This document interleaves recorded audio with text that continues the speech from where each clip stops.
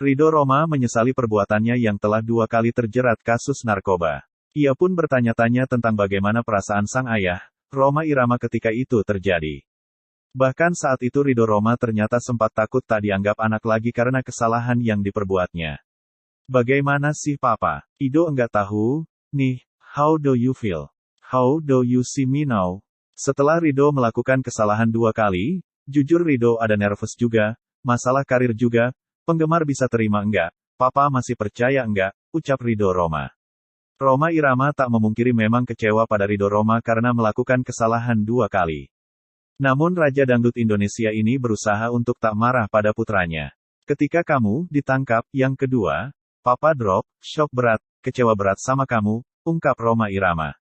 Kenapa kok itu bisa terjadi lagi? Seperti yang Papa bilang, Do, kalau kamu yang kedua kali, Papa hands up.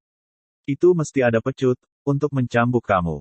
Tapi dalam kekecewaan Papa, bukan berarti Papa putus asa sama kamu, harus bersikap marah, tidak. Pelantun lagu, Begadang, ini kemudian mengungkap alasan tak marah pada Ridho Roma. Ia membahas tentang ayat-ayat Al-Quran. Yang Allah bilang, bisa jadi di antara istrimu, anakmu akan jadi musuhmu, mengecewakan kamu. Tapi kalau kamu memaafkan dan mengampuni dia, Allah Maha Pengampun, tutur Rhoma Irama. Kedua, Papa yakin kamu bisa kembali. Rhoma Irama menyadari putranya terjerumus dalam kesalahan yang sama karena tergoda setan dan keimanannya sedang berada di bawah. Walau begitu, Rhoma Irama menegaskan dirinya masih menerima Ridho Roma sebagai anaknya. Ridho tadi bertanya, masih bisa terima Ridho enggak? Pastilah, apapun, you are my son, tutur Rhoma Irama. Pasti Papa harus bertanggung jawab, pasti Papa harus mencintai kamu sebagai anak. Kemudian Rhoma Irama menjawab keraguan Ridho Roma terhadap penggemarnya yang akan memaafkan atau tidak. Musisi 75 tahun ini mengaku yakin penggemar Ridho Roma bisa menerima dan memaafkannya. Bangsa Indonesia gampang melupakan sesuatu. Jiwanya pemaaf bangsa Indonesia, ucap Rhoma Irama. Soal itu Papa yakin, sejauh kamu harus kembali sebagai seniman, berkualitas yang lebih dari yang kemarin. Kamu harus berkreasi, sebagai muslim harus lebih beriman, bertakwa, berakhlak. Insya Allah masyarakat Indonesia akan bisa memaafkan dan menerima kamu kembali. Seperti diketahui, Ridho Roma kini telah menghirup udara bebas. Pasalnya putra pedangdut Rhoma Irama ini telah dinyatakan bebas penjara dari kasus penyalahgunaan narkoba yang menjeratnya.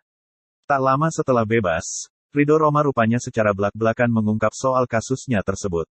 Ridho Roma bicara terang-terangan terkait hal tersebut saat diwawancarai oleh Deddy Corbuzier.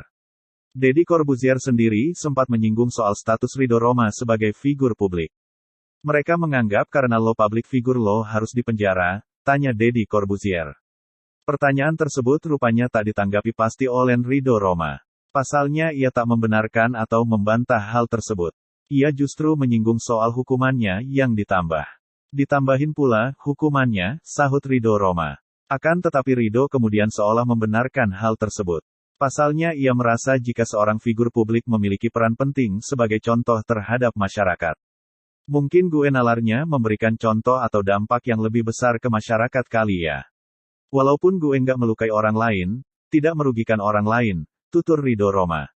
Mungkin karena adanya media, adanya pemberitaan sehingga bisa memberikan dampak buruk terhadap generasi muda di Indonesia. Mungkin, sambungnya lagi. Adapun Ridho Roma ditangkap pada Februari tahun 2021 lalu, atas kasus penyalahgunaan narkoba. Ridho Roma seharusnya berada di penjara sampai Desember tahun 2022. Namun karena ada remisi, pria berusia 33 tahun itu bisa bebas lebih cepat. Sebelum kembali ditangkap Ridho Roma sempat tersandung kasus penyalahgunaan narkoba pada tahun 2017 silam.